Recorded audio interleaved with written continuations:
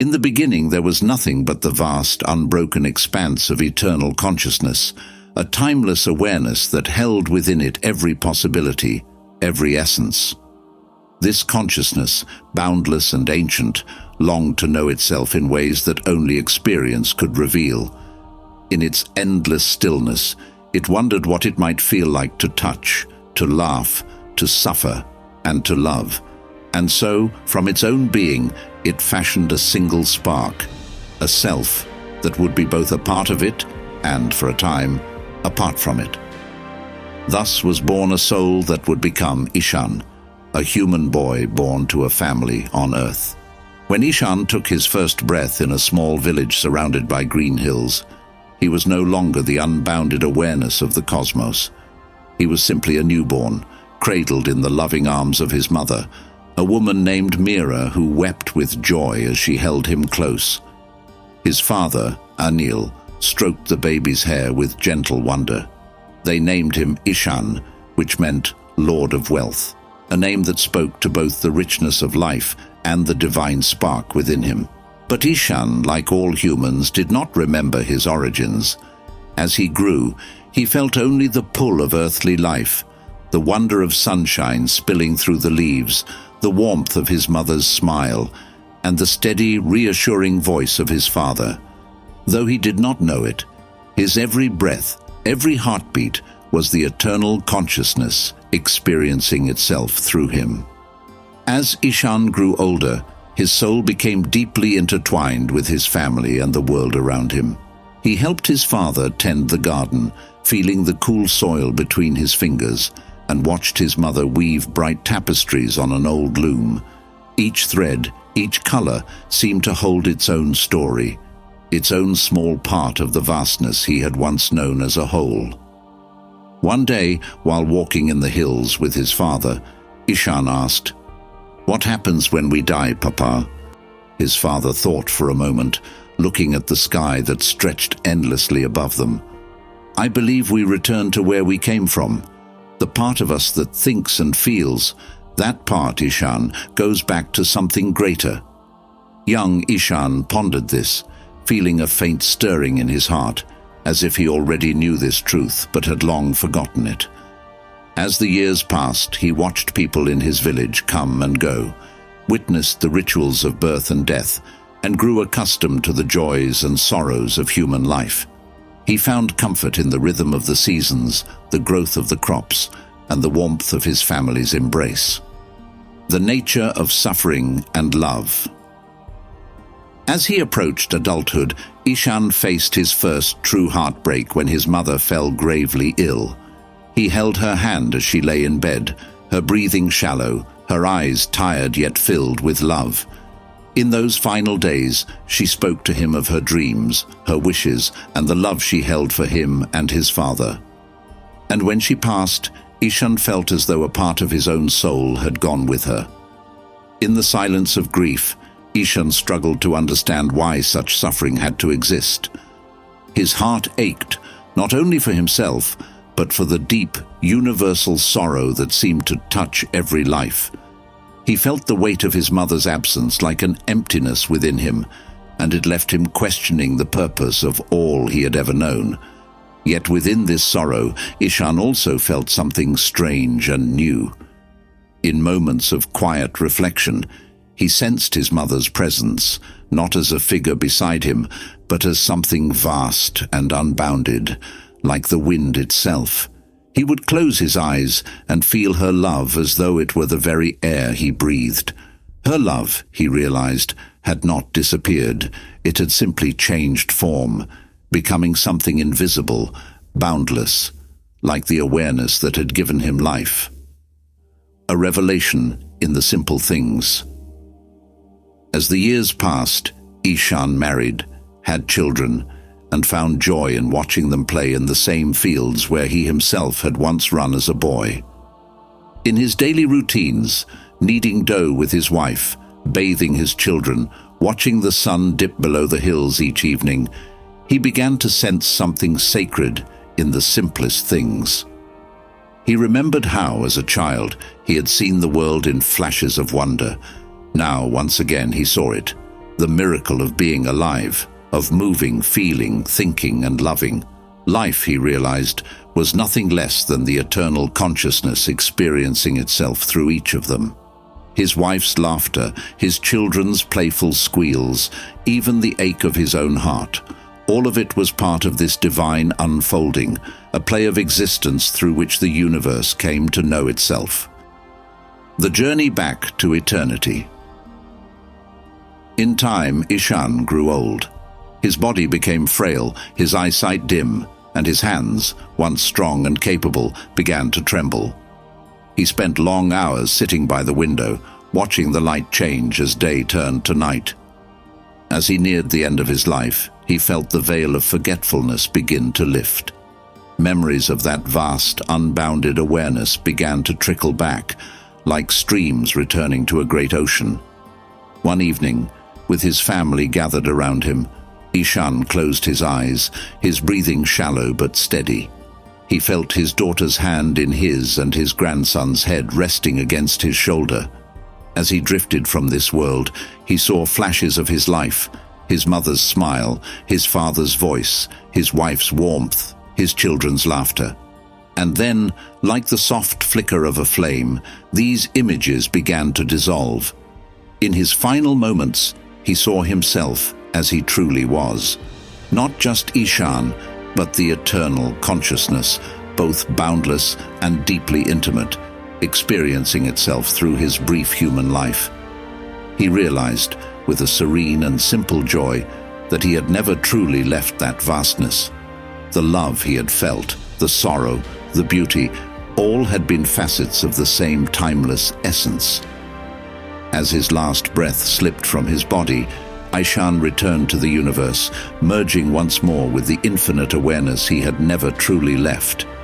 And the eternal consciousness, now rich with the experiences of Ishan's life, rested, complete yet ever yearning, as it prepared to begin the cycle anew. In Ishan's journey, the eternal had touched the finite, tasted the bitter and the sweet, and known itself in the form of a father, a son, a lover, and a friend. And in his return to the vastness, it carried with it the memories of a life well lived, a life that was nothing less than a love letter from the universe to itself.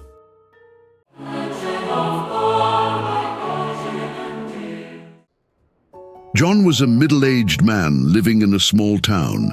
Every day, he woke up early, ate breakfast alone, and went to work at the factory. His life was the same each day. But deep inside, John felt like something was missing. He couldn't shake the feeling that there was a hole in his heart. John had a son named Michael. Michael was grown up and lived in the city. He visited his father once a month. They would sit on the porch and talk about work, the weather, and the news, but they never talked about how they really felt. One morning, as John walked to work, he saw a bright red bird land on a fence next to him. It chirped 3 times and flew away. The next day, the same thing happened, and the day after that too. John thought it was strange. "Maybe it's a sign," he whispered. That weekend, Michael came to visit. "Hi, Dad," he said, giving John a hug. They sat down to eat lunch. "You look tired," Michael said. "I guess I am," John replied. "I've been thinking a lot lately." "About what?" Michael asked. "Oh, just life," John said, not wanting to worry his son. Later that week, John was at the grocery store when a little girl handed him a yellow flower. "For you," she said with a big smile. John was surprised. "Thank you," he said, but the girl had already run back to her mother. These small events kept happening. John found a book on a park bench called The Simple Path. A stranger said to him, "Have a wonderful day," with a big grin. John felt like the world was trying to tell him something.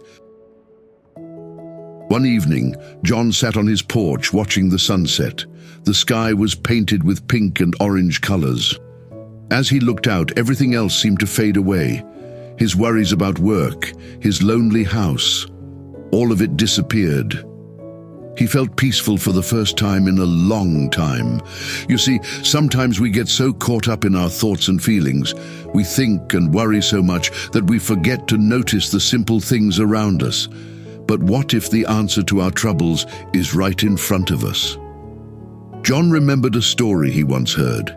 It was about standing in a forest, feeling the soft ground under your feet, looking up at the tall trees. For a moment, you feel like you're part of the forest. You're not just someone standing in it, you belong there. This feeling is called oneness. It's when you feel connected to everything around you. Our minds like to make things complicated. We think we have to work hard to find happiness or peace. But maybe it's not about working harder. Maybe it's about noticing the simple things. The next time Michael visited, he noticed a change in his father. "You seem different, Dad," he said. John smiled softly. "I've been trying to enjoy the little things," he said, "like the sunset or the sound of the birds." Michael looked puzzled. "Does that help?" "It does," John replied. "It makes me feel connected to the world." Michael shrugged. "I don't have time for that," he said. "Work is so busy." John nodded. "I used to feel that way too." One afternoon, John met an old man sitting on a bench feeding the birds. The old man smiled and said, "Beautiful day, isn't it?" John nodded and sat down next to him. "It sure is." The old man said, "Sometimes we look so hard for answers that we miss what's right in front of us." John felt like the old man could see into his heart. "I feel like I'm missing something," John admitted. "I don't know what it is." The old man chuckled softly. "Have you ever just watched a flower bloom?" he asked, not thinking about what kind of flower it is or how long it will last. Just watching it. John shook his head. "I guess I haven't." "Try it," the old man said. "When you look at something without all the thoughts and labels, you see it for what it really is. And sometimes you see yourself too." That evening, John went home and found a flower in his garden. He sat and watched it. He noticed the colors, the shape of the petals, the way it moved in the breeze. He didn't think about anything else. And for a moment, he felt that peace wash over him again. He started to understand. The missing piece wasn't something he could find outside of himself. It was inside. It was about being present, letting go of all the extra thoughts that filled his mind. The next time Michael visited, John shared his thoughts. "I've been finding peace in simple things," he said. "Like what?" Michael asked. "Like watching the sunset or listening to the birds," John replied.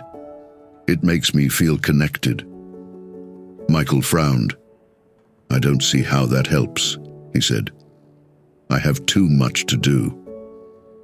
John smiled gently. "Maybe that's when you need it the most." Michael changed the subject. "I have to get back to the city soon," he said. "Lots of work to catch up on."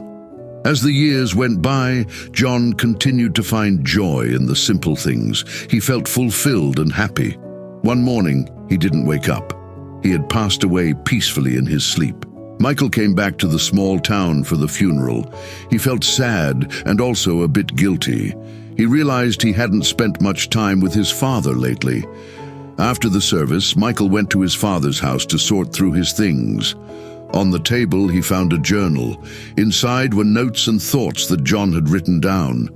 One entry caught Michael's eye.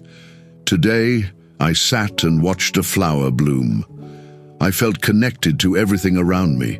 The worries and fears faded away. I wish Michael could feel this peace." Michael felt tears in his eyes. He decided to try what his father had written about. He went out to the garden and found the same flower. He sat and watched it, just like his father had. At first, his mind was full of thoughts about work, about his father, about everything he needed to do. But slowly, he began to notice the colors of the flower, the way the petals opened, the gentle sway in the breeze. For a moment, he felt a peace he had never felt before. The worries faded away. He felt connected to the world around him. Michael remembered another entry from his father's journal. When we let go of our thoughts and just be present, we find the peace that's always been there. He realized that this was the secret his father had found. It wasn't something big or far away. It was in the simple act of being present, of noticing the world around him. Michael stayed in the small town a bit longer. He walked the paths his father had walked. He sat on the bench where his father had met the old man. He watched the sunsets that his father had loved. When he returned to the city, Michael was different. He still worked hard, but he took time each day to be present. He watched the sunrise in the morning. He listened to the birds outside his window. He found peace in the simple things. One day, a co-worker asked him, "You seem happier lately. What's changed?" Michael smiled. "I learned to notice the little things," he said, "to be present in the moment." The co-worker looked confused. "That's it?" "Yes," Michael replied. "It's simple, but it makes a big difference." He remembered his father's gentle smile and the wisdom he had shared. Michael felt grateful. Even though his father was gone, his lessons lived on. Sometimes we think we need to do big things to find happiness. We think we need to change who we are or find something new. But often, happiness is in the simple things. It's in being present and noticing the world around us. When you stop searching so hard and simply be, you might find that what you were looking for was there all along. And maybe, just maybe, you'll smile and laugh at how simple it all is. Michael did. And his life was all the richer for it, thanks to his father's simple but profound secret.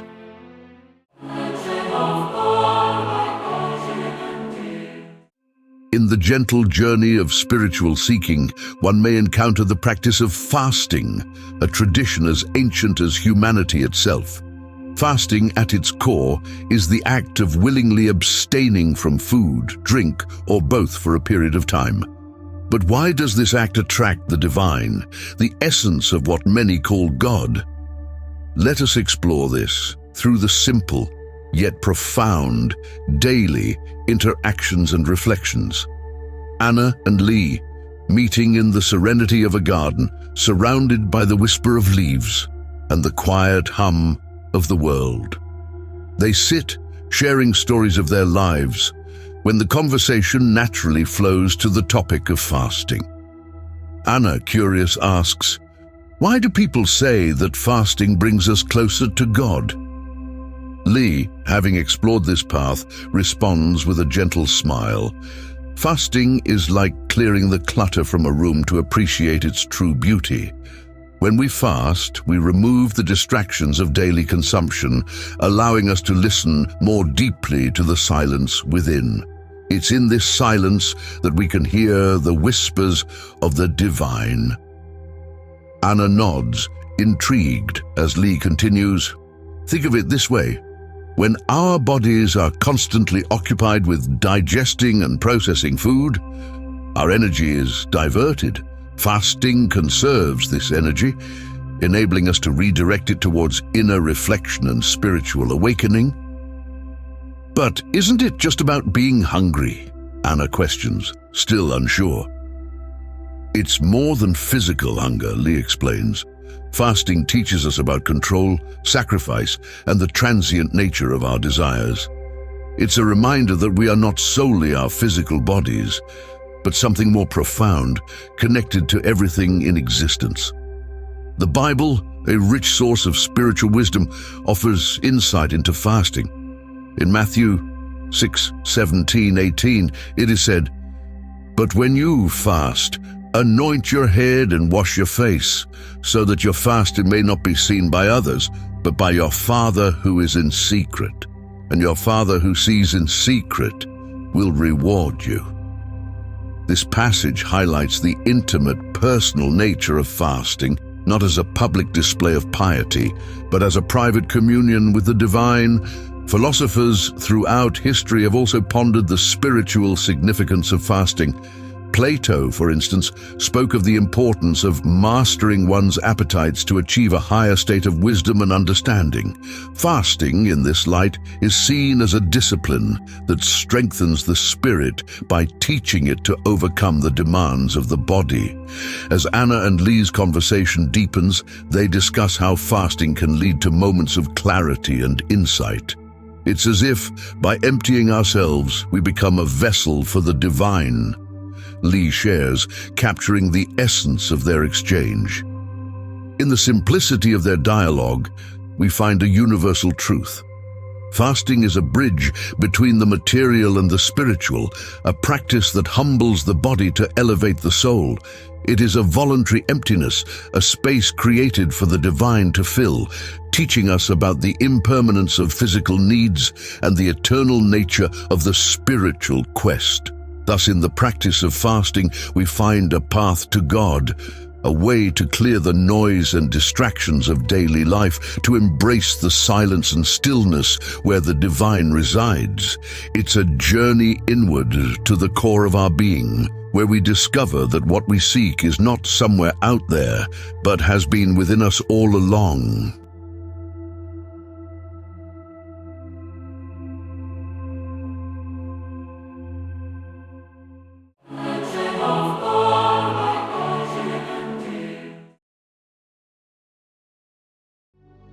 Sara grew up in a small town where everyone knew everyone's name. She was a sweet, shy girl with big blue eyes and a gentle smile.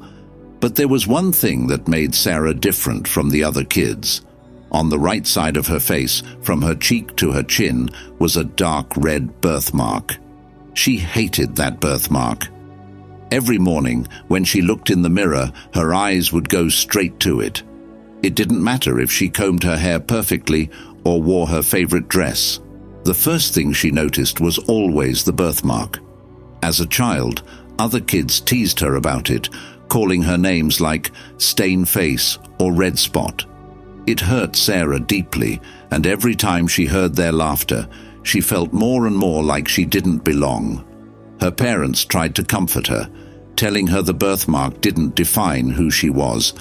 But to a little girl, the words didn't help much. She grew quieter and more withdrawn, preferring to play alone rather than with the other kids who made her feel different. She often sat by herself during recess, staring at the grass, wishing she could just be like everyone else. As Sara grew older, things didn't get much better. In high school, she tried to cover her birthmark with makeup.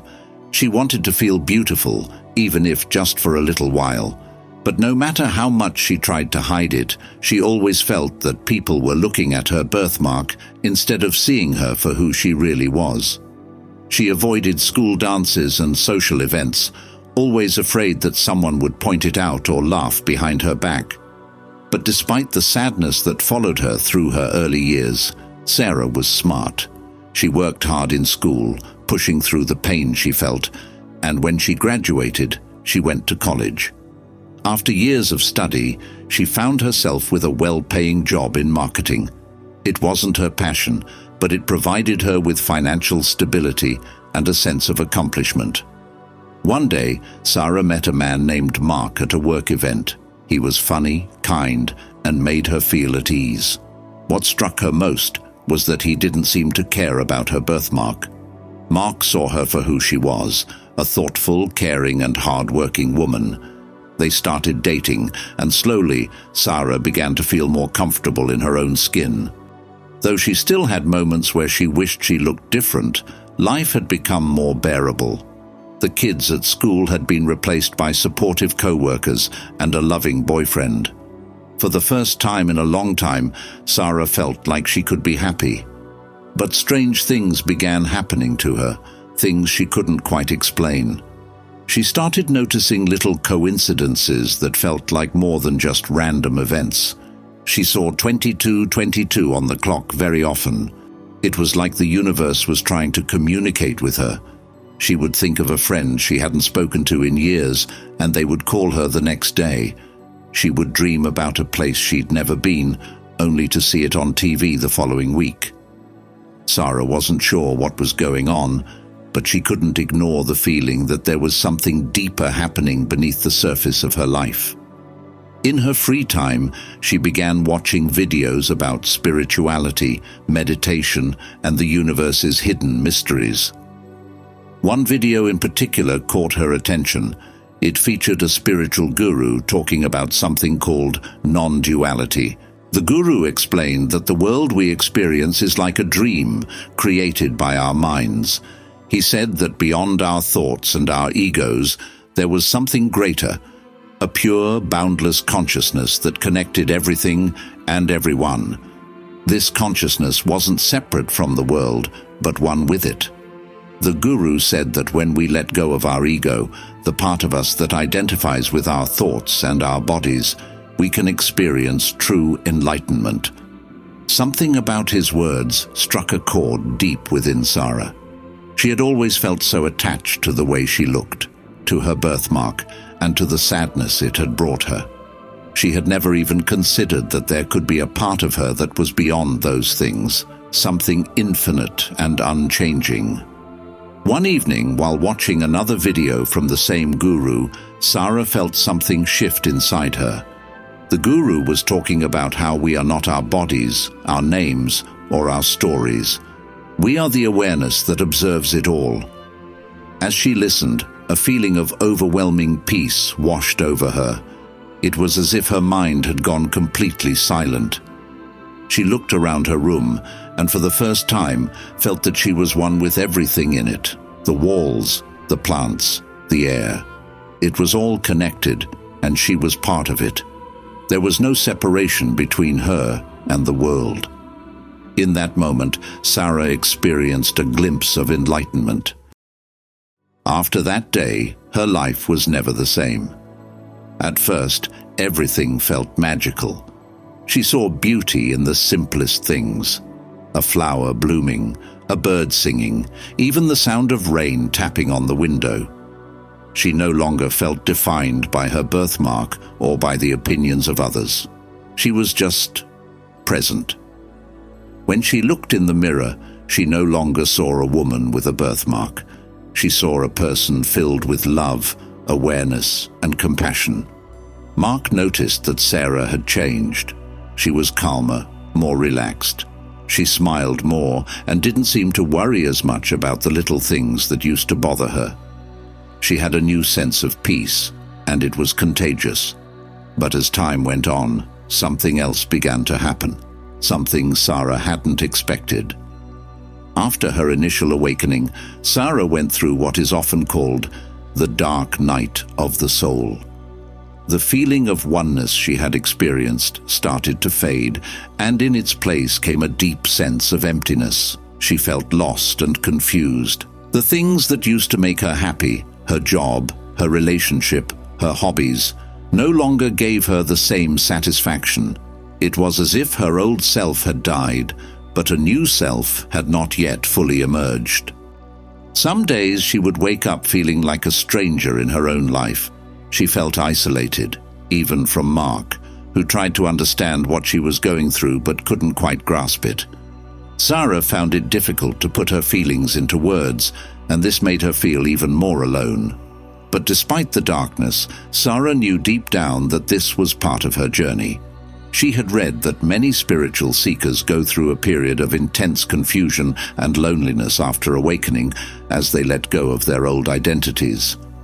It wasn't easy, but Sara trusted that she was moving towards something greater. Slowly, as weeks and months passed, Sara began to integrate her new understanding of the world. She realized that the emptiness she felt wasn't something to fear. It was a space for new growth, for new love, for new ways of being. She stopped trying to push the darkness away and instead embraced it as part of her transformation. She started meditating more, sitting quietly with her thoughts and feelings without judgment. She practiced gratitude, focusing on the things she appreciated in life, no matter how small. And gradually, she began to feel lighter. The heaviness in her heart started to lift, and she found herself smiling again. not because everything was perfect, but because she was learning to accept life exactly as it was. Sara's relationship with Mark grew stronger during this time. Although he couldn't fully understand what she was going through, he supported her in every way he could. He loved her not for her appearance or for what she could do for him, but for the person she was becoming, someone grounded in love, compassion, and understanding. By the time Sara emerged from her dark night of the soul, she was a changed woman. She no longer felt like she was at the mercy of her thoughts or her emotions. She saw her ego for what it was, a tool, something she could use to navigate the world, but not something that defined her. She was no longer ruled by her fears or insecurities. Her birthmark, which had once caused her so much pain, now seemed like a small, insignificant detail in the grand scheme of things. Sara had found a new sense of purpose in life. She began volunteering at a local shelter, helping others who felt lost or unwanted. She had learned through her own journey that the most important thing we can do is love ourselves, and she wanted to share that message with others.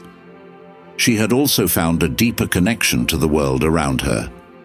She no longer felt separate from others or from nature.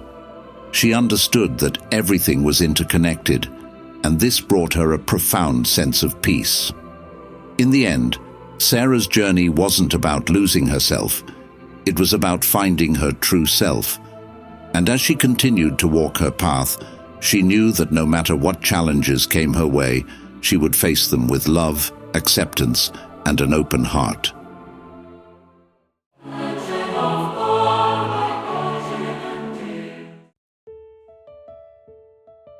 There once was a boy named David.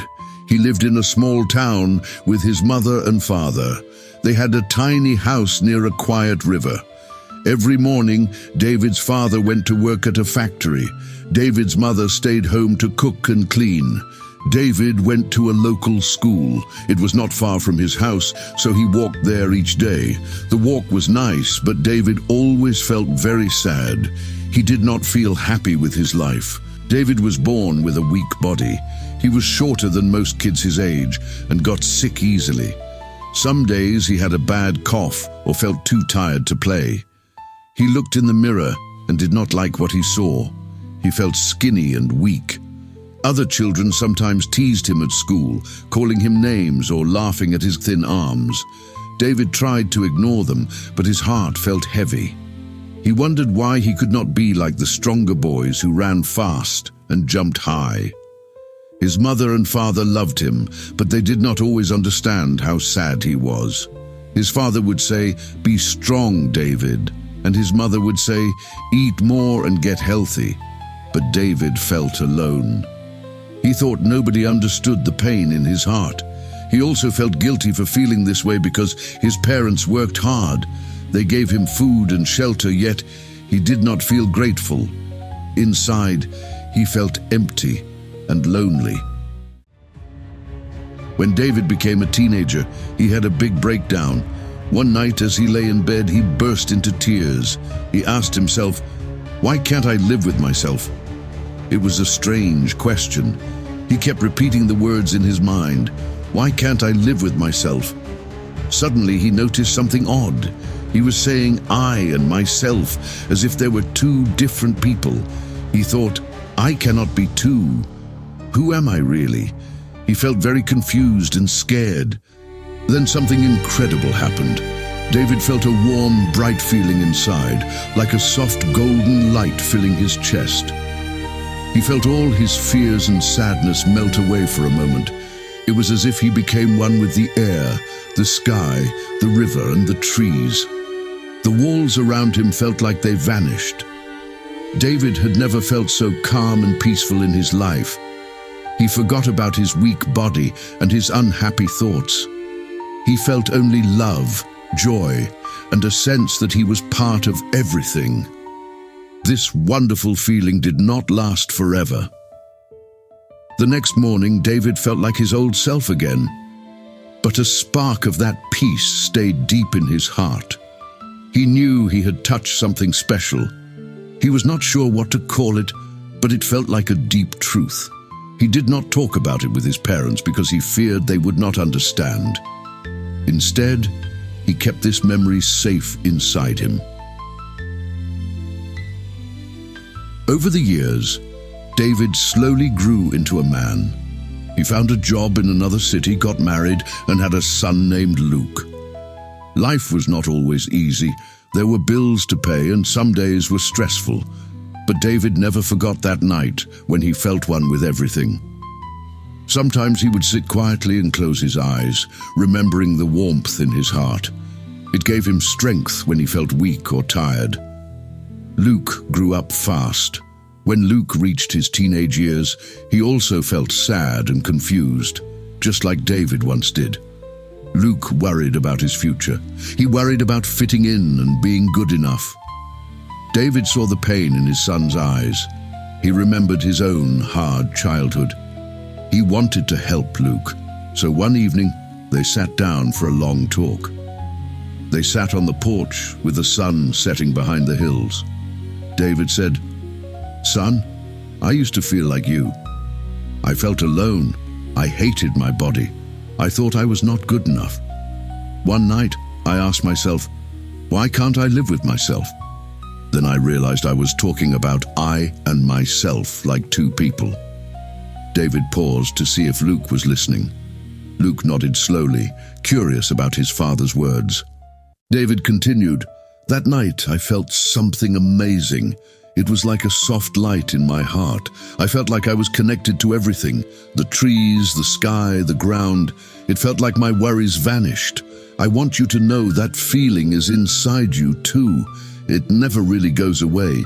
You just have to look for it, like looking for the sun when clouds hide it." Luke did not fully understand, but he felt a little better. He hugged his father. He started thinking more about who he really was. Sometimes he closed his eyes at night and tried to feel that peaceful light in his heart. He still had struggles, but he felt less alone. He knew his father understood. Years passed, and David grew old. His hair turned gray and his step became slow. Luke watched his father get weaker. One sad day, David passed away quietly in his sleep. Luke felt deep sorrow. He cried for many days, missing his father's gentle voice and kind smile. He wished they could talk one more time. He wished he could hug him again. Then, one evening, Luke sat by the river, where David used to take him for walks. He remembered his father's story about I and myself. He remembered how his father felt connected to everything. Suddenly, Luke felt a strange, warm wave inside his chest. He breathed deeply, and it was as if he could feel the sun, the sky, and the flowing water all at once. He felt calm and full of love, and tears rolled down his cheeks. Luke understood then what his father had tried to share. In that moment, Luke felt that he was not alone at all. He felt part of the gentle wind and the glowing sun. He realized that the same peace his father spoke about was also in him. It had always been there, waiting for him to notice.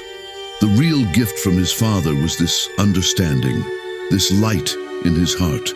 Luke stood up and walked back to his home. He still missed his father, but he did not feel empty anymore. He carried his father's words with him. He promised to remember that day and to share it with his own children someday. And each time Luke felt sad or afraid, he would close his eyes and think of that golden light, the feeling of oneness that made him feel strong and safe. In this way, David's story lived on through Luke. The boy who once asked, "Why can't I live with myself?" became the man who helped his son see the light that shines in every heart.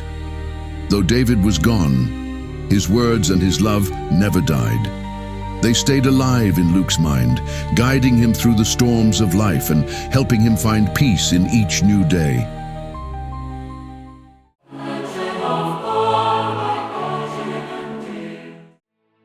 Tom was a man in his mid-40s, living a life that looked perfectly normal on the outside but felt like a stormy ocean on the inside.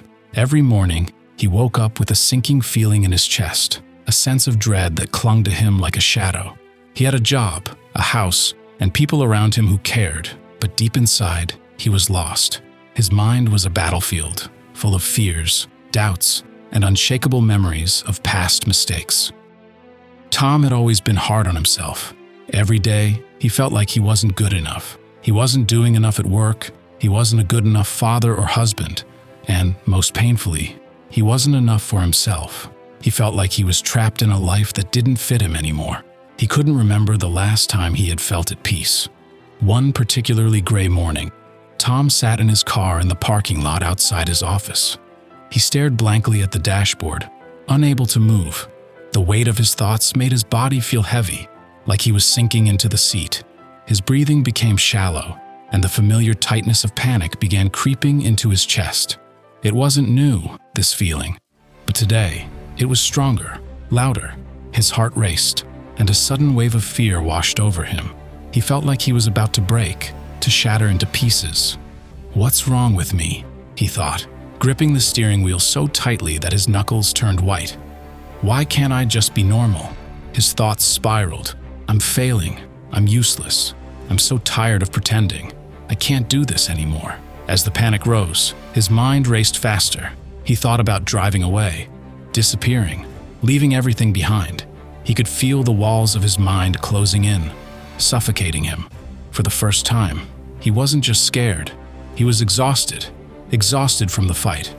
He just wanted it to stop. And then, something unexpected happened. Tom's mind went completely silent.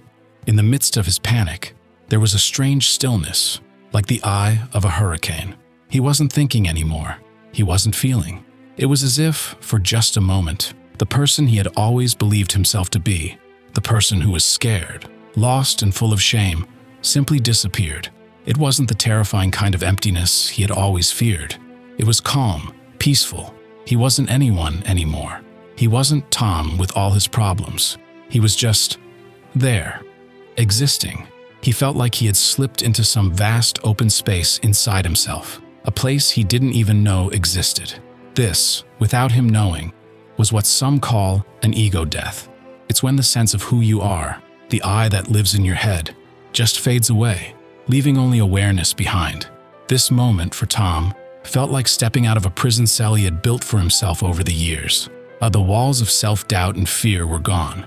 He wasn't the scared, broken man he thought he was. In fact, in that moment, he wasn't anyone at all. He was just aware. But how could this happen? How could someone's entire sense of self just disappear like that? The truth is, the idea of self, the idea that you are this person with a name, a body, a job, and a life, is just a thought. It's something we create in our minds, and we get so wrapped up in it that we start to believe it's real. But in reality, there's something much deeper beneath the surface. Some call it awareness or consciousness. This is the part of you that doesn't change. It's the part of you that's always there, watching everything happen, even when you don't notice it. Tom had never thought about this before. He had always believed that his thoughts, his feelings, and his past were what defined him. But now, in this quiet, still moment, he could see that they were just stories his mind had been telling him. And like all stories, they weren't real, not in the way he had believed. The panic that had gripped him moments before was gone. In its place was a profound sense of relief. He didn't have to be the person he thought he was anymore. He didn't have to carry the weight of his past or fear the future. All those things belonged to the ego, and the ego wasn't real. Tom sat there for what felt like an eternity, just breathing. There was no rush, no urgency. He didn't have to get out of the car. He didn't have to go to work. He didn't have to do anything. And for the first time in his life, that was okay. As he sat in that stillness, Tom began to understand something that had been buried deep inside him all along.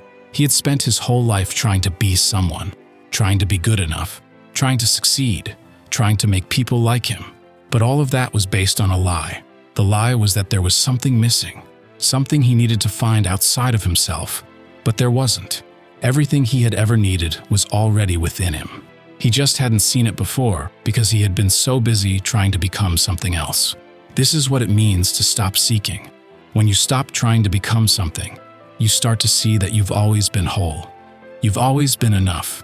The idea of searching for happiness, success, or even enlightenment is based on the belief that you are lacking in some way.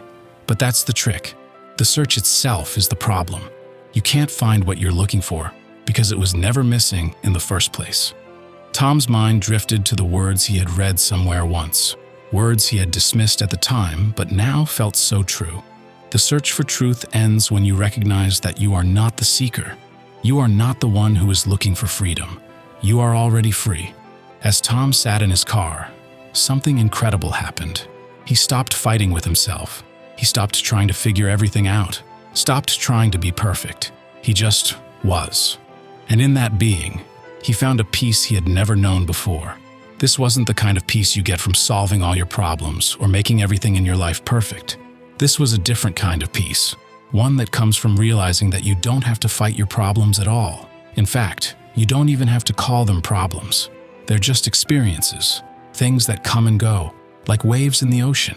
And you, the real you, are the ocean itself. Calm, vast, and unaffected by the waves that rise and fall on your surface. Tom's panic was gone, but more than that, his fear of life had disappeared with it. He realized that the thing he had been most afraid of wasn't life, it was himself. He had been afraid that he wasn't enough, that he was broken, that he was a failure. But now he knew that none of that was true. The ego, the part of him that had always been scared, wasn't real. It was just a thought. And thoughts don't define who you are. He felt lighter, like a burden had been lifted from his shoulders. The day was still gray. His life still had its challenges. But something inside him had shifted. He walked into the office, not as the man he had been before, but as someone new, someone free. From that day on, Tom lived differently. He stopped chasing after things he thought would make him happy. He stopped trying to be someone else. He embraced the stillness inside himself, and whenever the waves of life got rough, he remembered that he was the ocean, not the waves. Life didn't stop being hard for Tom, but he had stopped being hard on himself. And in that simple, quiet shift, he found the peace he had been searching for all along.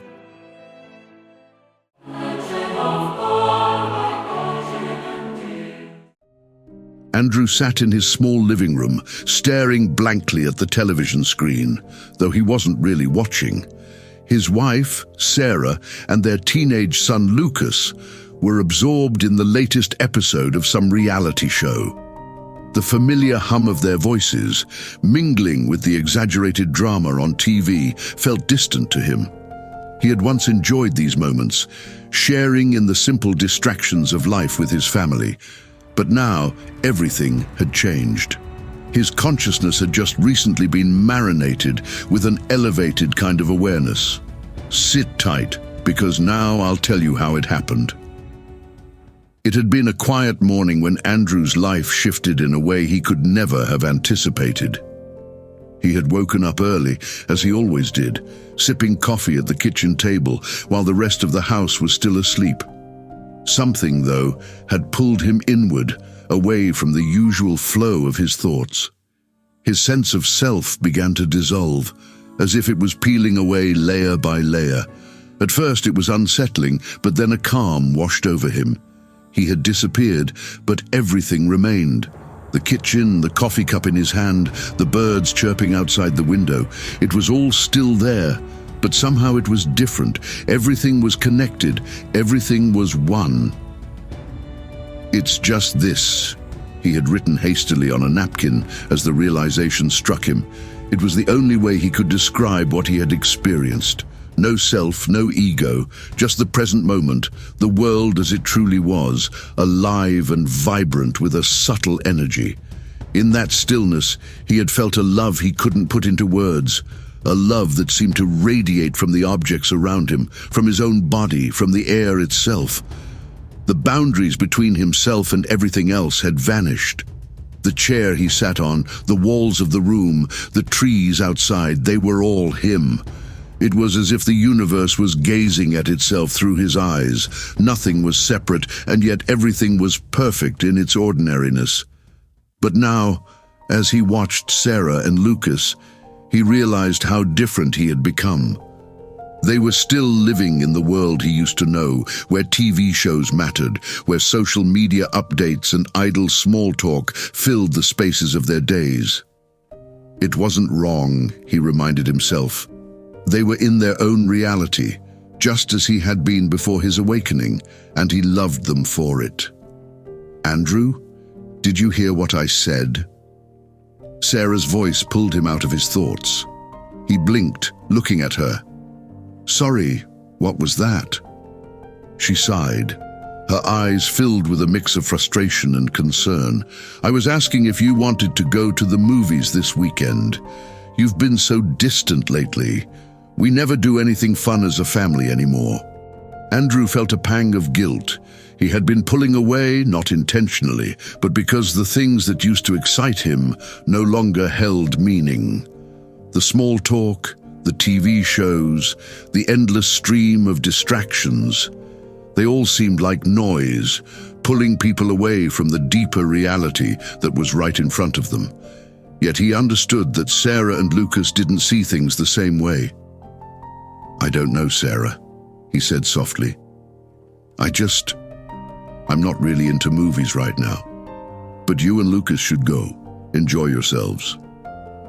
Lucas, sitting on the couch with his phone, chimed in without looking up. "Dad's just too deep for us now, huh?" Andrew chuckled, trying to ease the tension. "It's not that, Lucas. I just see things differently these days." Sara glanced at him, her brow furrowed. "But what do you mean, Andrew? You've been saying things like that a lot lately, and I just don't understand. What's different?" Andrew hesitated. How could he explain something so simple and yet so profound? How could he tell them that the person they had known, the Andrew who had laughed at the same jokes and watched the same shows, was no longer the same? That the person who used to fill the room with conversation had glimpsed a deeper truth and could no longer find joy in the surface-level distractions? "I've just realized that life is more than what we usually focus on," he said finally. "We spend so much time on things that don't matter, TV, social media, small talk. But there's something more, something deeper." Lucas rolled his eyes. "Like what?" "Meditation and sitting in silence." Andrew smiled gently. "Maybe. Or just being here, really being present with what's around us." Sara's face softened, though there was still confusion in her eyes. "I just want you back, Andrew. The man who laughed and had fun with us." Andrew reached for her hand, squeezing it softly. "I'm still here, Sara, but I've seen something and it's changed me. I've seen how connected we all are, how everything is one." His words hung in the air, and for a moment, neither Sara nor Lucas said anything. They didn't fully understand, and that was okay. They were on their own journey, just as he had been.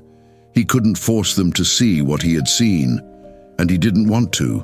They needed to come to it in their own time, if they ever did. In the weeks that followed, Andrew tried to meet his family with more love and understanding. He didn't push his new perspective on them. He let them be, content with the knowledge that their reality was just as valid as his own. He participated when he could, sitting with them during their shows, but his mind was often elsewhere, in the stillness he had come to know so well. One afternoon, he received a call from the hospital. His mother had been ill for some time, and the end was near. As Andrew sat by her bedside, his heart ached with pain at seeing her so close to death, watching the slow rise and fall of her chest. He also felt a deep sense of peace. He knew that death was just another part of the cycle, another transition. His mother had lived her life fully, and now she was returning to the same oneness he had come to recognize. She opened her eyes, weak but lucid, and smiled at him. "You've changed, Andy," she whispered. "I see it in your eyes." Andrew nodded, his heart full of emotion. "I have, Mom. I don't know what it is, but it's good. You seem free." Tears welled up in Andrew's eyes. "I am, and you will be too soon." She closed her eyes, a single tear slipping down her cheek. I'm ready." In that moment, as his mother took her final breath, Andrew felt the familiar wave of connection wash over him. There was no death, not really, just the continuation of energy, of consciousness. His mother was not gone. She was part of everything now, part of him, part of the air, the trees, the stars. "It's just this," he whispered to himself, smiling through his tears. As he left the hospital, the world outside felt more alive than ever. Everything was vibrant, shimmering with the energy of life itself. He knew that Sara and Lucas might never fully understand what he had experienced, but that didn't matter. They were part of the same oneness, whether they realized it or not, and that was enough. Andrew walked home, at peace with the world and with himself.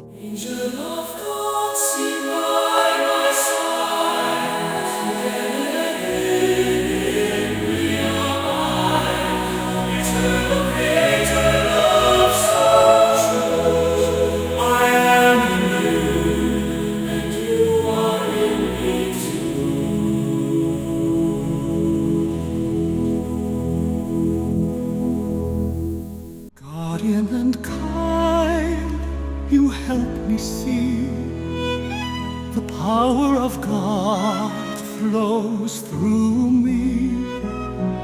In every heart, His Spirit thrives.